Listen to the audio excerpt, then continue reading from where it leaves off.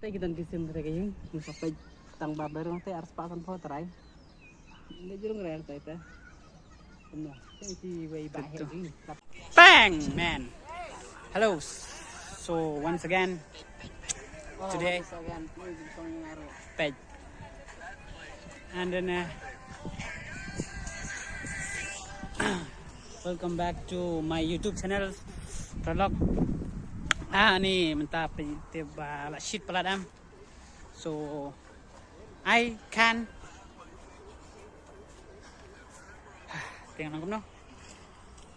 Once again welcome back. Welcome once again. Welcome to my YouTube channel. Sakaway ngaudon hangni ha Eco Hills back kabadon sini sejan kajangai kumba kendai kilometer nang tinda bangisa mangi ngam dapat selanjutnya ke video nomor ba ngidon sibun ban letkai teng sapni pas fish parang sto mo tengah tai so pang it's too hot so pej Prolog ni ka jekah ni don tang kiding sudah amdon re kiding ataru so si kalong kum tuwe chik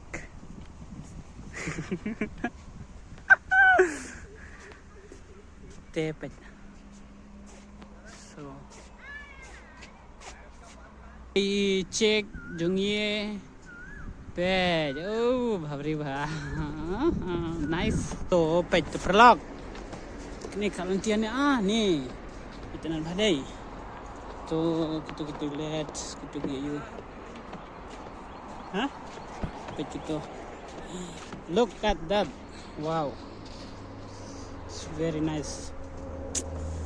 And see,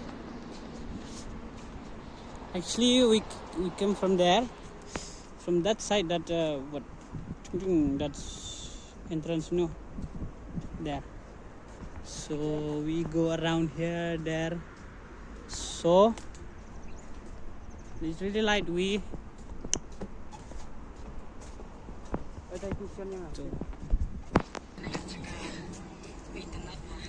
man, itu dum. Penyengi mod ban di ni. Di ni. Tidak kau. Ti ten tu mah. How much? Ya, iya kau sih. Tin dia dah. Tentu gila cincin mo.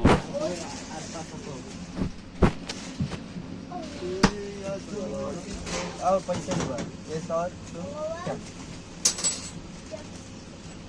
दो चले कितना होगा ये तो some guys so yeah come saya lihat kenjat di Indonesia ni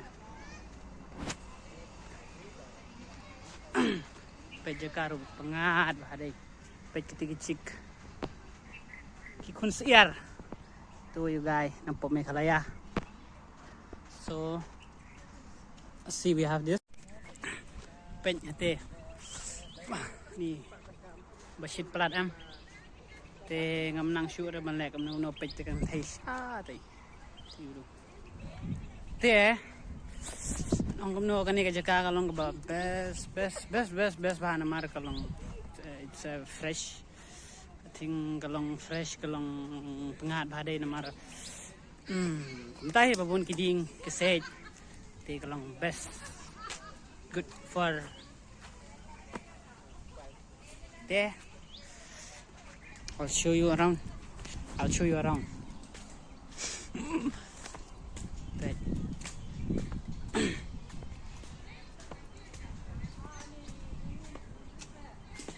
But yes, huh?